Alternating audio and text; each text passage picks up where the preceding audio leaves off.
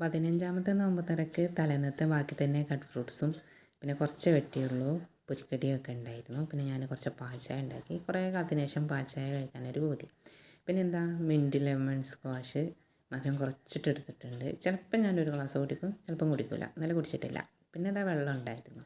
അങ്ങനെ നോമ്പ് തുറക്കെ കഴിഞ്ഞതിന് ശേഷം എന്തെങ്കിലുമൊക്കെ കഴിക്കണമെന്ന് തോന്നിയപ്പം രണ്ട് കോഴിയട കഴിച്ചു. ഇതിനകത്ത് നല്ല ബീഫ് മസാലയാണ് കേട്ടോ.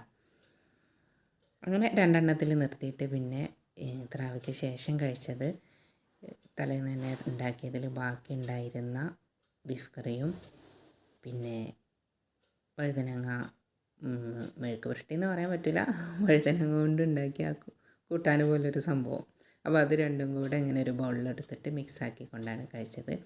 പിന്നെന്താ ഉറങ്ങാൻ കിടന്നിട്ട് ഉറക്കം കിട്ടാത്തതുപോലെ വിശന്നിട്ടാണെന്ന് കരുതിയിട്ട് 2 കോഴിമുട്ട പുഴുങ്ങിയത് കഴിച്ചു. പിന്നെ പുലർച്ചെ വെള്ളവും ഒരു കഷ്ണം ബട്ടറും മാത്രമാണ് കഴിച്ചത്. കോഫി